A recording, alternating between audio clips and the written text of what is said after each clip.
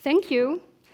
Actually, me being in the spotlight like this is even harder for me because nonverbals, where are they?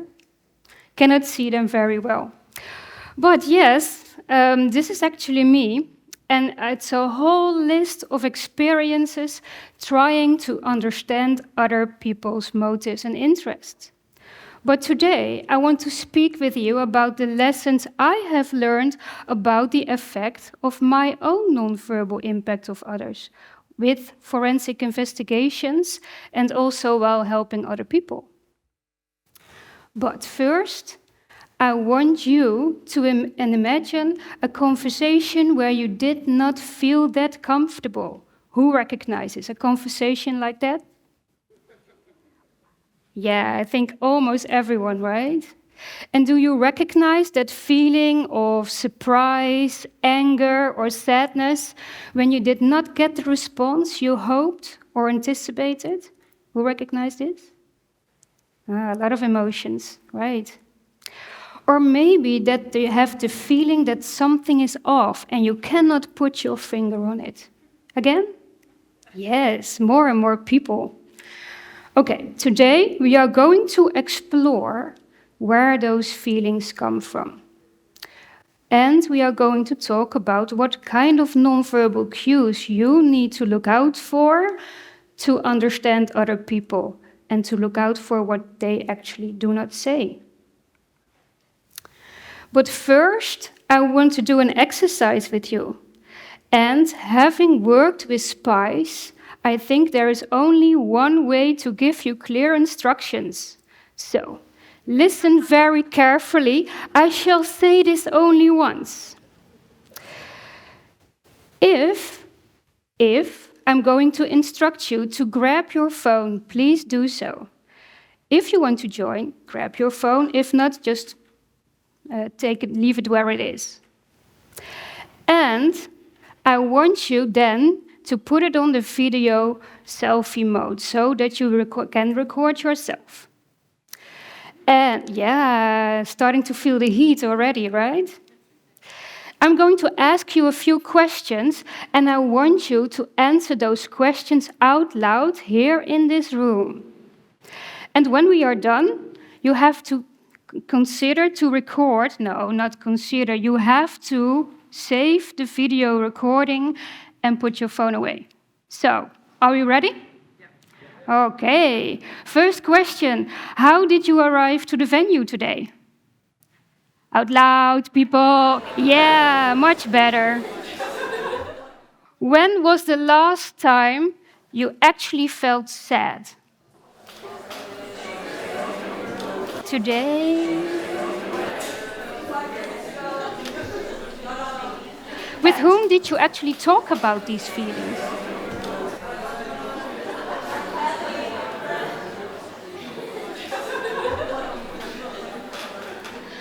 And what are you most proud of personally, next to your partner, your family, your kids, internally proud?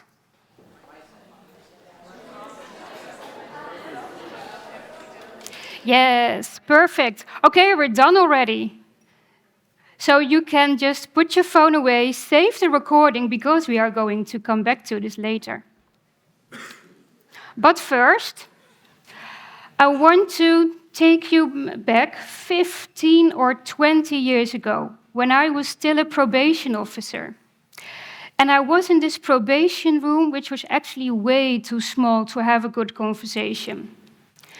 And in this room, I was sitting with a man in his 40s, and for the sake of convenience and privacy, we will call him Jim today. And Jim was a father. He recently separated his wife and was living alone. And Jim also was diagnosed with borderline personality disorder and with depression. And this was also causing him that he could not control his emotions. And this actually caused also domestic violence towards his wife. And in addition, to his detention and community service, he got a suspended sentence as well. And during the 2 years I saw him, I had to guide him to make sure he went to therapy and also to get his life in order. And I can still hear myself thinking as this young probation officer, how am I going to do this with this guy, sitting like this, slumped over, complaining about his ex-wife and amongst other things? I didn't know, but I was willing to give it a try and give it a chance. So actually, I had this feeling that I had to pull everything out of Jim, and nothing felt really natural. He was actually conflict aversive, he was not going to therapy, and he often did not show up on our meetings as well. And so I eventually tried to agree with him that I would call Jim in advance so that he would not forget actually this meeting. Until this particular day when Jim did not show up. I tried to call him, but he did not answer, and it became unusually quiet. So eventually, I had a problem, right? I had to deal with him for 2 years. So it made me worried. But not long after, my colleague Hattie, she entered my room with a very serious look. And Hattie said, "Look, Anne, to this newspaper. I've got bad news for you. Jim died, and he actually took his own life." And for that moment, I felt I could not breathe anymore. I felt the floor just disappearing underneath my feet, and I had really troubles to think about what happened. And after that, I really started to think about what I could actually do. So I really wanted to understand what was going on, so I started to call the police. And what I found out, shocking news, that at that specific time I was actually trying to call Jim, the police were already trying to take the rope off his neck.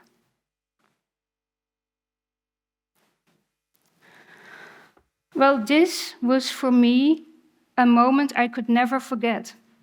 He was the first client that had died, and it started me thinking.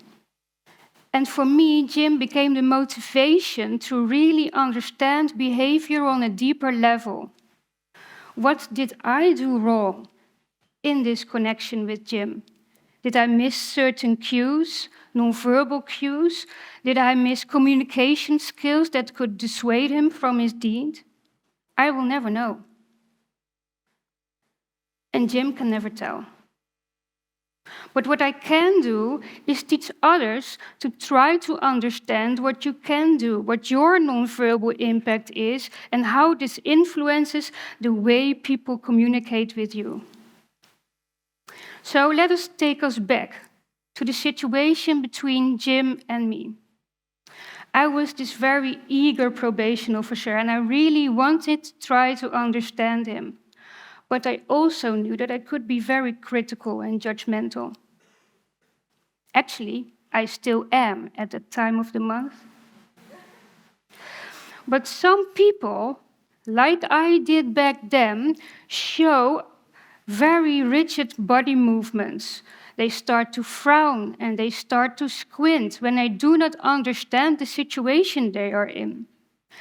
And with some people like Jim, what then happens is they start to withdraw. They start to show no muscle movement at all. And a recent study of the INSA Foundation, together with the University of Amsterdam, found that if people start to withdraw, they start to freeze, they show low muscle tone.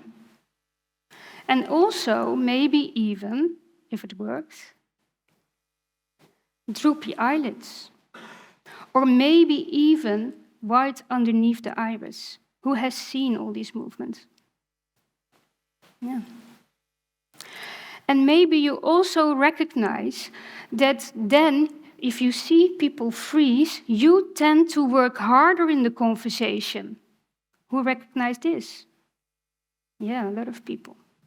Well, occasionally, detectives do this as well.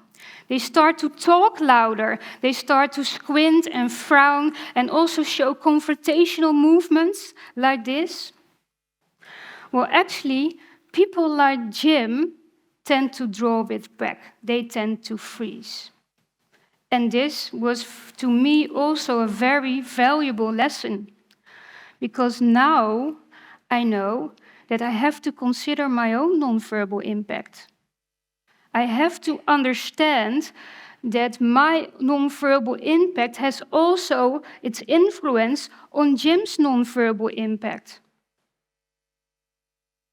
So my point is, actually, you can only read and help others if you can read and help yourself. So, how can you actually read and help yourself? Well, people, remember that video we made? We all have valuable information. You now have gold. Sometimes, Ferry, you have gold in your hands. And sometimes you can use it. And ask yourself the following questions and discuss them with friends, colleagues, and also maybe with the people you don't like that much, because they can give you valuable information as well. Ask yourself, what is my nonverbal impact? Remember the questions we had to answer? Remember that there was a neutral impact, like how did you arrive to the venue? Or maybe a more emotional impact, like when was the last time you really felt sad? Well, this information is actually your bandwidth of comfortable and uncomfortable behavior. And does my nonverbal impact invite other people to speak up?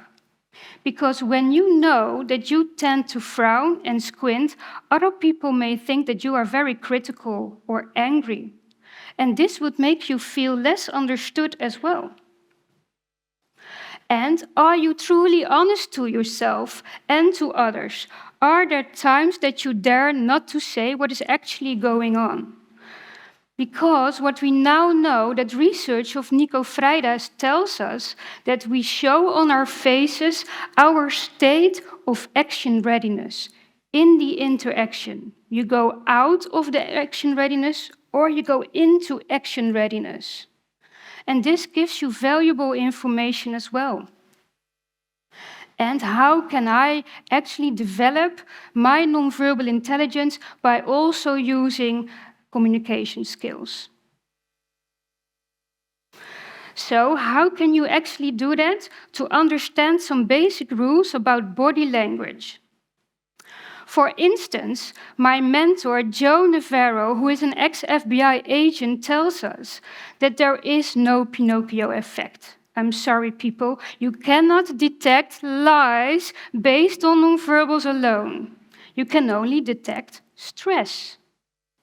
And this is also the case with micro-expressions. The idea that you show emotions and feelings on your face is actually not really true, because there is a lot going on in your face. Next to your psychological framework, you also need to consider the workings of the limbic system of the brain, because your amygdala and your hippocampus helps you to decide, to understand if you can perceive a situation as a danger or as a pleasant situation.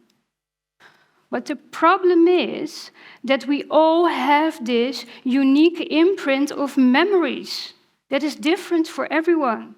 And this imprint of memories actually influences the way we perceive a comfort of something as a threat. What we also know now, another basic rule, is that every person has a personal nonverbal repertoire.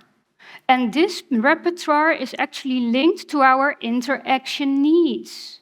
So if you know your own repertoire of communication, then you also know your own nonverbal impact. And we start to reconsider if there is such a thing as a fake smile or a real smile.